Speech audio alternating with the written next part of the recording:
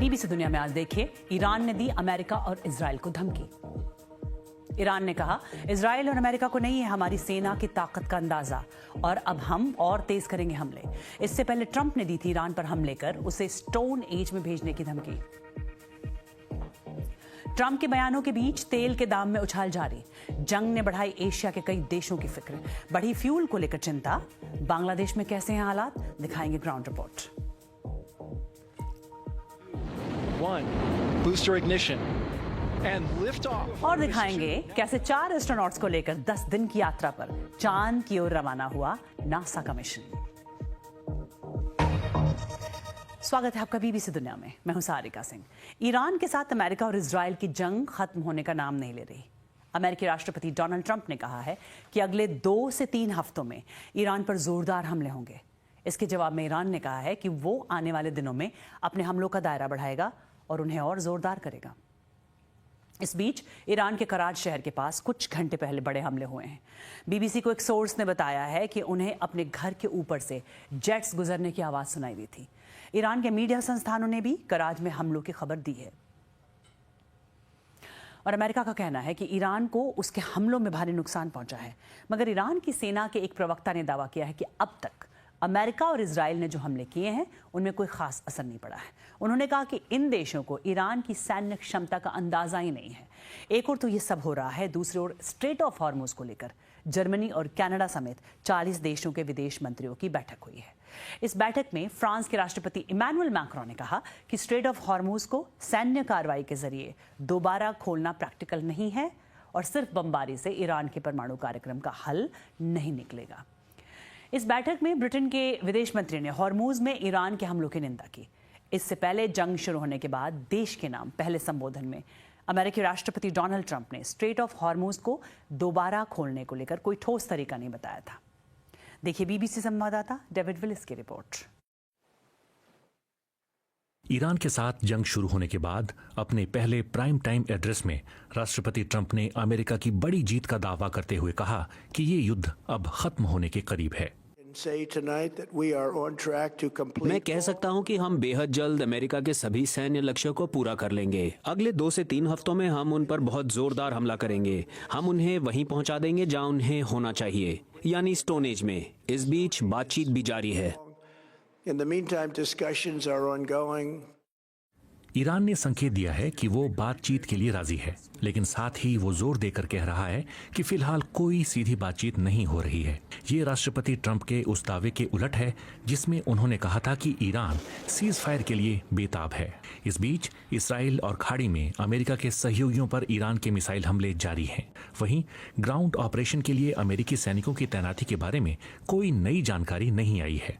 ऐसा लगता है कि राष्ट्रपति ट्रंप ने स्ट्रेट ऑफ हॉर्मुज को फिर से खोलने की अपनी मांग अब छोड़ दी है। ईरान ने इस अहम समुद्री रास्ते को ब्लॉक किया हुआ है, जिससे दुनिया भर में तेल और गैस की कीमतें बढ़ रही हैं। लेकिन ट्रंप इसे अब अमेरिका की समस्या नहीं मानते। हमें इसकी जरूरत नहीं है, पहले भी नहीं थी और अब भी नहीं है। हमने ईरान को पूरी तरह तबाह कर दिया है। वो सैन्य, आर्थिक और बाकी हर तरह से कमजोर पड़ चुके हैं। दुनिया के जो देश हॉर्मुज के जरिए ऑयल लेते हैं उन्हें खुद इसका बंदोबस्त करना चाहिए। उन्हें इसकी कद्र करनी चाहिए, इसकी सुरक्षा करनी चाहिए। वो ये आसानी से कर सकते हैं। हम मदद करेंगे, लेकिन जिस ऑयल पर वो इतना निर्भर हैं उसके लिए उन्हें खुद आगे आना होगा। But they should take the lead in protecting the oil that they so desperately depend on. राष्ट्रपति ट्रंप ने कहा कि जंग खत्म होते ही स्ट्रेट ऑफ हॉर्मुज अपने आप खुल जाएगा। अमेरिका के सहयोगी इस बात से राहत महसूस करेंगे कि ट्रंप ने जंग में यूरोप से खासा समर्थन न मिलने के चलते नेटो से बाहर निकलने की अपनी धमकी दोहराई नहीं। हालांकि आगे ये संघर्ष किस दिशा में जाएगा, इस पर कोई साफ जानकारी नहीं दी गई। व्हाइट हाउस साफ तौर पर चाहता है कि ये संघर्ष खत्म हो, लेकिन कैसे और किन शर्तों पर ये अभी साफ नहीं है। दुनिया अब भी असमंजस में है। बीबीसी संवाददाता डेविड विलिस की रिपोर्ट। और राष्ट्रपति ट्रंप ने अपने संबोधन में दोबारा उस धमकी का जिक्र नहीं किया कि अमेरिका नेटो से बाहर निकल जाएगा। दरअसल ट्रंप इस बात से नाराज हैं कि नेटो ने इस जंग में उनका साथ नहीं दिया। अमेरिका के ब्रिटेन जैसे कुछ नेटो सहयोगियों ने अमेरिकी बॉम्बर्स को उनके एयरबेस इस्तेमाल करने की इजाजत तो दी है। ब्रिटेन इसे रक्षात्मक कदम कहता है, लेकिन उसने लगातार ईरान के खिलाफ जंग में उतरने से इनकार किया है। ट्रंप एक तरफ यूरोपीय देशों पर इस जंग में मदद ना करने का आरोप लगाते हैं, वहीं दूसरी तरफ ये भी कहते हैं कि अमेरिका को मदद की जरूरत ही नहीं है। यूरोपीय देशों की चिंता इस वक्त बढ़ी हुई है। एक तरफ उनके पूरब में रूस का खतरा है, दूसरी तरफ अमेरिका आए दिन अपना समर्थन वापस लेने की धमकी देता है। वहीं कुछ लोगों का कहना है कि नेटो देश सिर्फ अपने अधिकारों का इस्तेमाल कर रहे हैं। ट्रंप ने कभी नहीं समझा कि नेटो क्या है। नेटो एक डिफेंसिव अलायंस है। इसका मकसद यूरोप या नॉर्थ अमेरिका में किसी मेंबर पर हमले की स्थिति में मिलकर बचाव करना है। ये ट्रीटी में साफ लिखा है। इसका मतलब ये नहीं कि अमेरिका जिस भी जंग में कूदे बाकी देश भी उसके पीछे चले। वहीं स्ट्रेट ऑफ हॉर्मूज के दोबारा खुलने पर भी सवाल बरकरार है, मगर अमेरिकी राष्ट्रपति ट्रंप के संबोधन के बाद तेल की कीमतें तेजी से बढ़ी हैं। दुनिया भर के शेयर बाजारों में फिर से गिरावट देखने को मिली है। दक्षिण कोरिया के राष्ट्रपति ने कहा है कि उनका देश अब युद्ध जैसे हालात में है। दक्षिण कोरिया अपनी तेल की 70% आपूर्ति के लिए मिडिल ईस्ट पर ही निर्भर है। वहीं मलेशिया ने फ्यूल की खपत कम करने के लिए मिनिस्ट्रीज और सरकारी कंपनियों में वर्क फ्रॉम होम की पॉलिसी लागू कराने का ऐलान किया है। यूएन के सेक्रेटरी जनरल एंटोनियो गुटेरेस ने अमेरिका और इजराइल को संदेश दिया है कि वो जंग खत्म करने के बारे में सोचें, क्योंकि इसका असर ना सिर्फ मिडिल ईस्ट बल्कि पूरी दुनिया पर देखा जा रहा है और इस वजह से सबसे ज्यादा नुकसान उन लोगों को झेलना पड़ेगा जो पहले से ही मुश्किलों में है। ऑयल की बढ़ती कीमतों का असर ग्लोबल एविएशन सेक्टर पर भी पड़ रहा है। ऐसे संकेत मिल रहे हैं कि हवाई यात्राओं के दाम भी बढ़ सकते हैं। मुझे नहीं लगता कि बाजार में जेट फ्यूल की कमी है। असली समस्या इसकी कीमत है। ये बहुत महंगा हो गया है और कई एयरलाइंस जिनकी आर्थिक हालत मजबूत नहीं है वो इसे खरीद नहीं पा रही हैं। फिलहाल जो हालात हैं उनसे कई एयरलाइंस को परेशानी हो रही है, खासकर दक्षिण पूर्व एशिया में, जहां कमाई लोकल करेंसी में होती है लेकिन जेट फ्यूल के लिए भुगतान अमेरिकी डॉलर में करना पड़ता है। इससे बड़ा असंतुलन पैदा हो गया है। साउथ ईस्ट एशिया की कई कमजोर करेंसी अच्छी स्थिति में नहीं है, इसलिए एयरलाइंस के लिए हालात संभालना मुश्किल हो रहा है। मुझे लगता है कि टिकट की कीमतें पहले ही बढ़ने लगी हैं। इस समय लोग छुट्टियों के लिए कम ट्रैवल कर रहे हैं, लेकिन कारपोरेट ट्रैवल अभी भी पहले की तरह बना हुआ है। और इस जंग का असर भारत के पड़ोस में भी दिख रहा है। बांग्लादेश में फ्यूल को लेकर अफरा तफरी जैसे हालात हैं। कई इलाकों से फ्यूल की जमाखोरी, शॉर्टेज, पेट्रोल पंप्स के बंद होने जैसी खबरें आ रही हैं। जमीनी हकीकत ऐसे में क्या है, देखिए बीबीसी संवाददाता जाहिद सूफी की रिपोर्ट। बांग्लादेश की राजधानी ढाका के पेट्रोल पंपों में ऐसे नजारे आम हो चले हैं।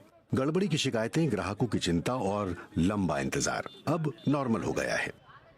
मैं यहाँ सुबह 10 बजे से हूँ। मुझे अभी तक फ्यूल नहीं मिला है। पीछे के दरवाजे से गाड़ियों को आने देने के लिए सिक्योरिटी गार्ड को मैंने रिश्वत लेते हुए देखा है, लेकिन हम यहाँ लाइन में अटक गए हैं और फ्यूल नहीं मिल रहा। मेरे घर जाने से पहले फ्यूल खत्म हो जाएगा, तो मैं यहाँ परेशानी से बचने के लिए आया हूँ। आपको यहाँ क्या मिला?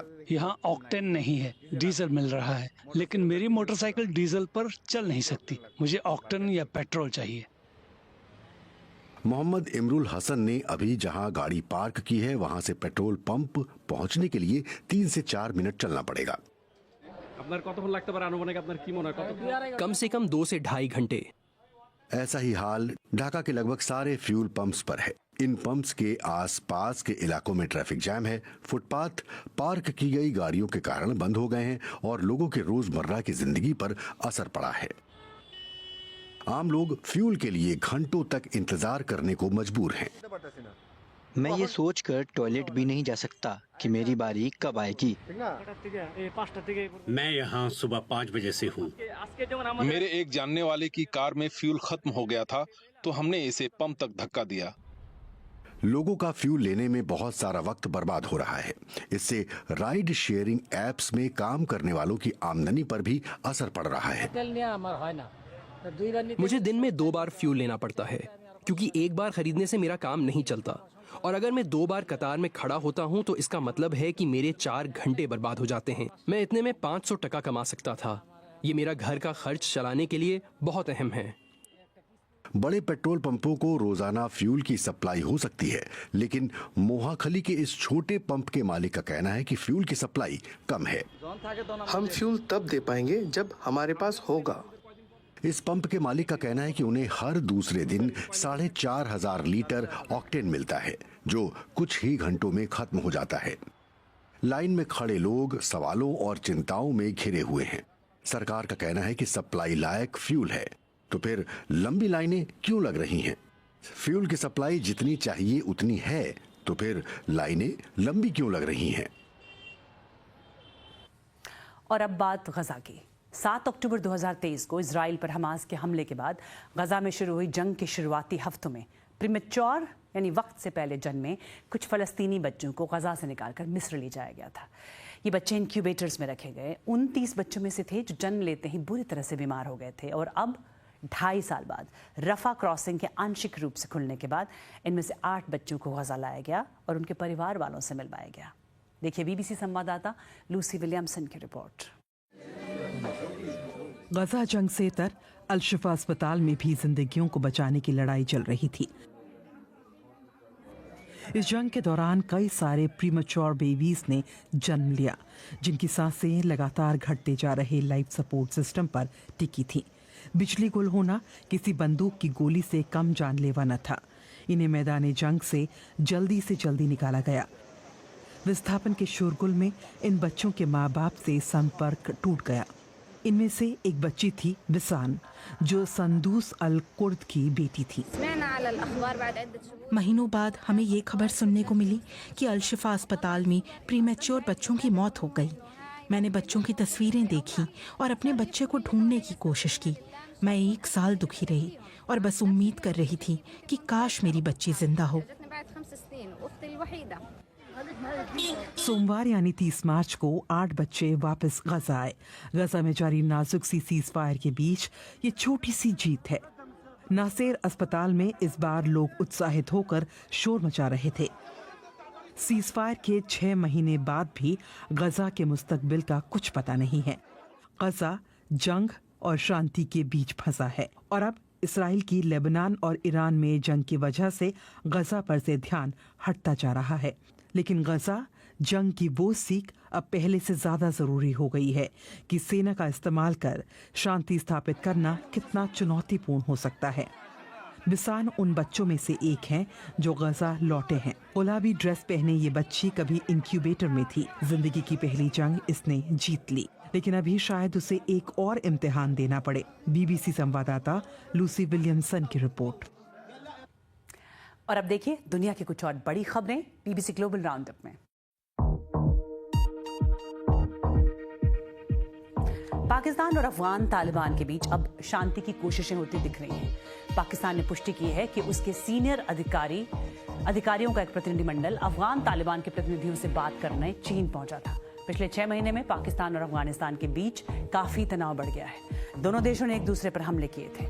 ईद की छुट्टी के दौरान पाकिस्तान और अफगानिस्तान अस्थायी तौर पर एक दूसरे पर हमले रोकने को राजी हुए थे। रूस ने कल रात भर यूक्रेन ओडेशा पर ड्रोन हमले किए। स्थानीय प्रशासन के मुताबिक रूस ने हमले में सिविलियन और पोर्ट इंफ्रास्ट्रक्चर को टारगेट किया। हमलों में कोई घायल नहीं हुआ है। खार्किव के मेयर ने भी कई ड्रोन अटैक होने की बात कही है। वहीं निप्रोपेट्रोव्स्क में एक शख्स की मौत हुई, 2 लोग घायल हुए हैं। अमेरिकी ट्रेजरी डिपार्टमेंट ने वेनेजुएला के अंतरिम राष्ट्रपति डेल्सी रोड्रिगेज पर लगाए गए प्रतिबंध हटा लिए हैं। अमेरिकी फोर्स ने कुछ महीने पहले तत्कालीन राष्ट्रपति निकोलस मादुरो को हिरासत में लिया था। रोड्रिगेज पहले मादुरो की डेप्यूटी रह चुकी हैं। रोड्रिगेज ने अमेरिका के साथ एक ऑयल अग्रीमेंट पर साइन किया। इस फैसले को दोनों देशों के बीच रिश्तों को सामान्य बनाने की दिशा में एक अहम कदम बताया गया है। अमेरिका ने वेनेजुएला की राजधानी कैराकास में अमेरिकी दूतावास फिर से खोल दिया है। और 50 साल से ज्यादा वक्त के बाद चांद के लिए इंसानों ने फिर एक बार उड़ान भरी है। नासा ने कहा है कि वो फिर से इंसानों को चांद पर भेजने के मिशन शुरू कर रहा है। नासा के आर्टेमिस 2 मिशन का लॉन्च सफल रहा है। RS-25 engines lit. 4, 3, 2, 1. Booster ignition. And lift off. ये वो पल था जब अमेरिका के फ्लोरिडा से रॉकेट ने उड़ान भरी, जिसमें 4 एस्ट्रोनॉट सवार हैं।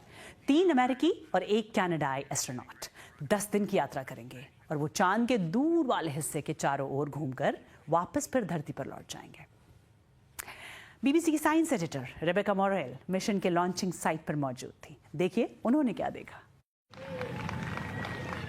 इनके नाम इतिहास में दर्ज हो जाएंगे। Jeremy Hansen, Victor Glover, Reid Wiseman और क्रिस्टीना कोक। परिवार से भावुक विदाई के बाद अब वक्त था 100 मीटर ऊंचे रॉकेट के टॉप तक पहुंचने का। उन्होंने इस मिशन के लिए सालों तक ट्रेनिंग की है और अब आखिरकार वो इसी सच में कर रहे हैं। RS-25 engines lit. 4, 3, 2, 1. Booster ignition. And lift off. The crew of Artemis 2 now bound for the moon. Wow! Oh my goodness!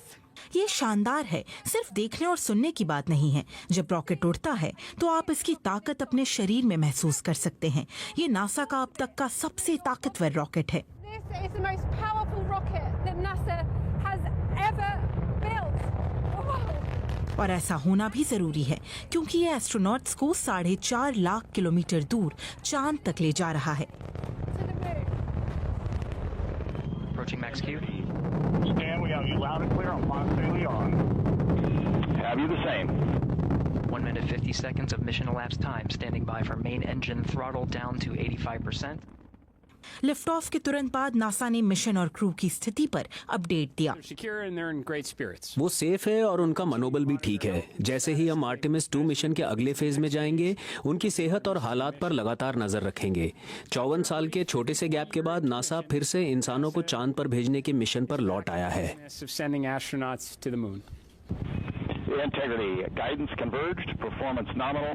Orion spacecraft अब पृथ्वी का चक्कर काट रहा है और commander Reid Wiseman mission control से संपर्क में हैं। We have a beautiful moonrise. We're headed right at it. Astronauts अपने स्पेसक्राफ्ट की जांच कर रहे हैं ताकि सब कुछ सही तरीके से काम कर रहा हो। कुछ छोटी समस्याएं सामने आई हैं, जैसे थोड़ी देर के लिए कम्युनिकेशन बंद हुआ और टॉयलेट में दिक्कत आई। नासा का कहना है कि क्रू को माहौल में ढलने में थोड़ा वक्त लगेगा। फ्लाइट के पहले और दूसरे दिन आपको ज्यादा खाने का मन नहीं करता। आपका शरीर जीरो ग्रेविटी में ढल रहा होता है और इसमें थोड़ा वक्त लगता है। अभी वो कड़ी मेहनत कर रहे हैं और जो जरूरी है वही कर रहे हैं। Doing what they need to do. जांच पूरी होने के बाद अगला पड़ाव चांद होगा। स्पेस एक्सप्लोरेशन के एक नए दौर की शुरुआत हो चुकी है। बीबीसी संवाददाता रेबेका मॉरेल की रिपोर्ट। और बेल्जियम में चॉकलेट आर्ट बनाने के लिए जुटे 40 बड़े चॉकलेट आर्टिस्ट। और चॉकलेट का थीम है ईस्टर एग। लगभग 1 करोड़ 20 लाख की आबादी वाला बेल्जियम चॉकलेट्स के लिए मशहूर है। और आज के लिए इतना ही। कार्यक्रम पर आप मुझे फीडबैक दे सकते हैं। एक्स पर मेरा हैंडल है @BBC सारिका।